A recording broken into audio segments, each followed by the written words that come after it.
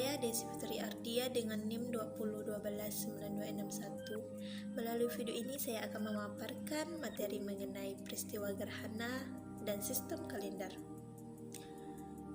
Peristiwa gerhana matahari ada dua. Yang pertama yaitu peristiwa gerhana matahari dan peristiwa gerhana bulan. Baiklah, sebelum masuk kita ke peristiwa gerhana matahari dan bulan, kita harus mengetahui dulu apa itu gerhana. Gerhana adalah gambaran proses terjadinya pergerakan benda langit ke dalam sebuah bayangan benda langit lainnya, membuatnya tertutup. Benda langit yang saling menutupi tersebut adalah matahari dan bulan, sehingga disebut gerhana matahari dan gerhana bulan. Selanjutnya kita masuk kepada proses gerhana matahari.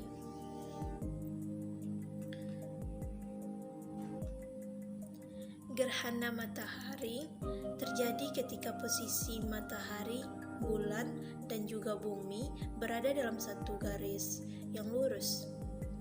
Hal ini karena bumi berevolusi mengitari matahari, dan bulan yang berkedudukan sebagai satelit bumi bergerak mengitari bumi setiap harinya, atau yang dinamakan revolusi bulan. Lantaran sama-sama berputar atau berevolusi mengelilingi target masing-masing, bisa saja suatu saat ketiganya berada dalam satu garis lintasan yang lurus. Gerhana matahari terjadi saat bulan menutupi sebagian atau seluruh cahaya matahari. Meski bulan lebih kecil dari matahari, bulan dapat menutupi matahari karena bulan lebih dekat ke bumi dibanding matahari.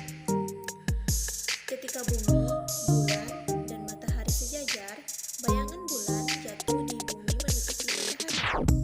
Bayang-bayang bulan yang jatuh ke permukaan bumi memiliki dua bagian, yaitu bayangan inti atau umbra dan bayangan tambahan. Penduduk bumi yang dilintasi wilayah umbra tidak akan melihat matahari karena seluruh sumber cahayanya ditutupi bulan. Sementara mereka yang berada di daerah yang dilalui penumbra masih dapat melihat sebagian sinar matahari. Selanjutnya yaitu jenis-jenis gerhana matahari. Secara umum, gerhana matahari dapat dibedakan menjadi 4 jenis. Yang pertama yaitu gerhana matahari total. Gerhana matahari total disebut juga gerhana matahari sempurna. Gerhana matahari total terjadi ketika bayangan inti atau umbra bulan jatuh ke bumi. Gerhana ini hanya terjadi di daerah permukaan bumi yang terkena bayangan inti bulan. Gerhana matahari total selalu diawali dan diakhiri oleh gerhana matahari sebagian. Yang kedua yaitu gerhana matahari sebagian. Gerhana matahari sebagian terjadi ketika bumi berada pada daerah bayangan penumbra bulan. Pada saat kejadian ini masih ada bagian matahari yang terlihat terang. Berlangsungnya gerhana matahari sebagian lebih lama daripada waktu berlangsungnya gerhana matahari sebagian lebih lama daripada waktu berlangsungnya gerhana matahari total. Hal ini karena bayangan penumbra lebih luas daripada bayangan inti. Yang ketiga yaitu gerhana matahari cincin. Gerhana matahari cincin adalah gerhana matahari yang terjadi apabila piringan bulan pada saat puncak gerhana hanya menutup sebagian dari piringan matahari. Gerhana jenis ini terjadi apabila ukuran piringan bulan lebih kecil daripada piringan matahari, sehingga ketika piringan bulan berada di depan piringan matahari, tidak semua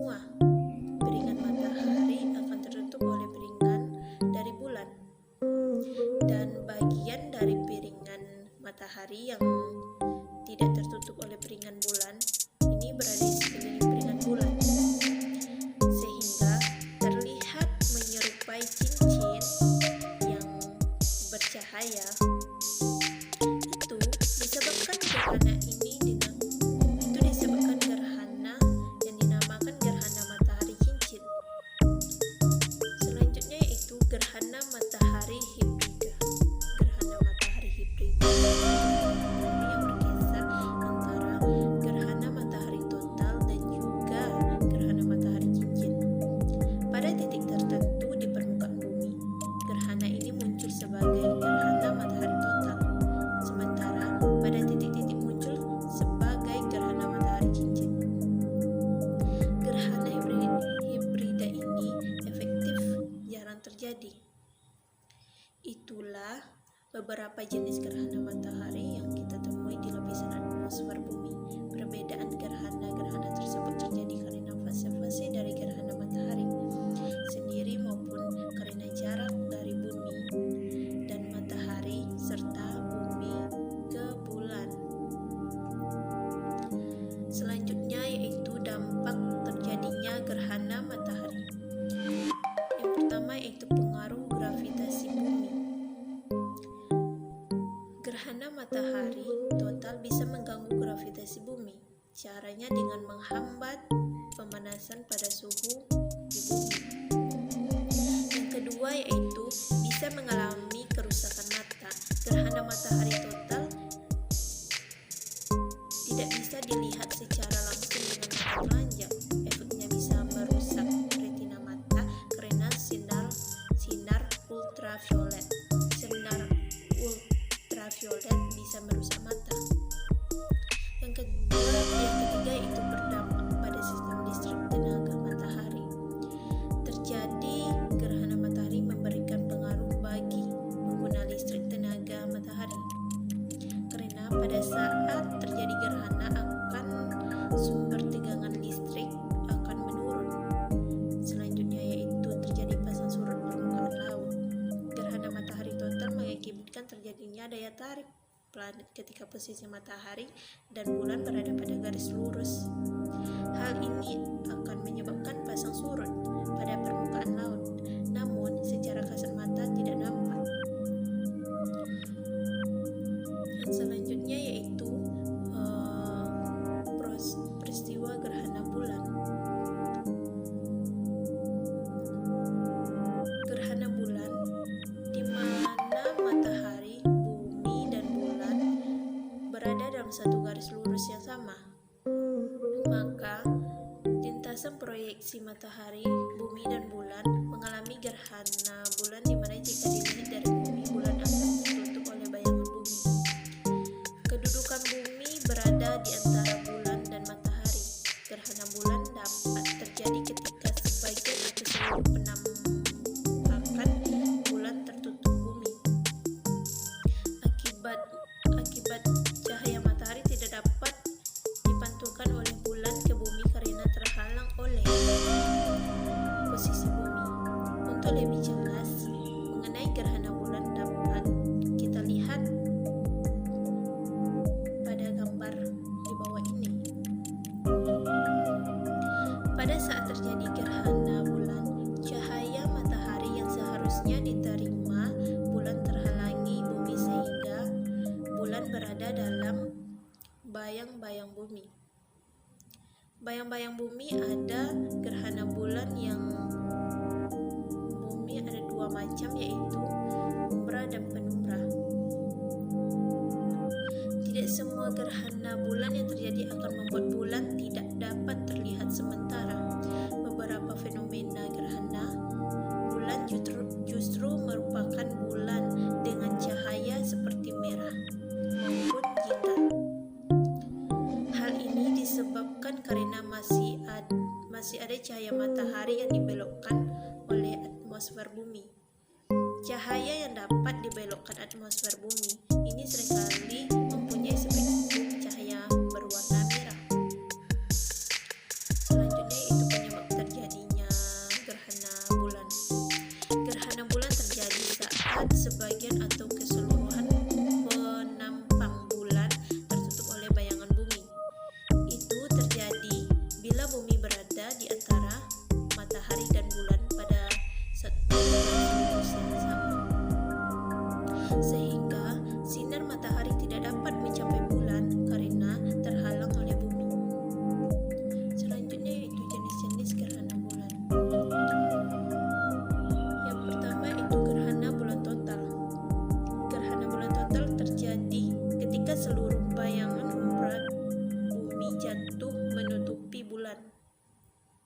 sehingga matahari, bumi, dan bulan berada tepat di satu garis yang sama. Yang kedua yaitu gerhana bulan sebagian. Gerhana bulan sebagian disebut juga sebagai gerhana bulan parsial. Gerhana bulan sebagian terjadi ketika bumi tidak seluruhnya menghalangi bulan dari sinar matahari. Sebagian permukaan bulan terjadi di daerah penumbra, sehingga masih ada sebagian sinar matahari yang sampai ke permukaan bulan. Dan yang terakhir yaitu gerhana bulan penumbra. Gerhana bulan penumbra terjadi ketika seluruh bagian bulan berada di bagian penumbra, sehingga bulan masih dapat terlihat dengan warna yang suram. Selanjutnya yaitu dampak dari gerhana bulan pada bumi. Ada dua, yaitu yang pertama naiknya permukaan air laut. Gerhana bulan dapat menyebabkan naiknya permukaan air laut akibat gravitasi bulan, sehingga fenomena air laut pasang. Jika gerhana bulan yang terjadi merupakan gerhana total, biasanya fenomena pasang ini akan berlangsung selama 3 hari ke depan dengan ombak yang keras, bahkan dapat menyebabkan banjir. Dan yang terakhir yaitu penurunan suhu udara. Beberapa gerhana bulan dapat menyebabkan penurunan temperatur, namun tidak begitu signifikan seperti gerhana matahari. Di beberapa kawasan tertentu, gerhana bulan menyebabkan kondisi yang berbeda pada hewan liar selama fenomena itu berlangsung. Beberapa mitos menyebutkan bahwa gerhana bulan memberikan dampak pada kehamilan, namun belum ada penelitian yang membuktikannya. Selanjutnya yaitu mengenai sistem kalender. Sistem kalender ada dua, yaitu yang pertama sistem kalender Masehi dan yang kedua yaitu sistem kalender Hijriah. Sistem kalender Masehi, perhitungan tanggalnya mengikuti pergerakan matahari terhadap bumi.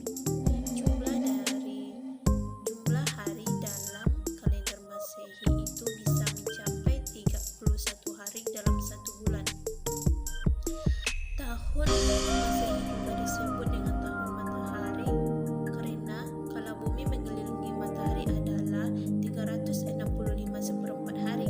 Dalam kalender Masehi atau tahun Masehi, satu tahun terdiri dari 12 bulan dan setiap bulannya terdiri dari 30 atau 31 hari, kecuali bulan Februari hanya 28 hari.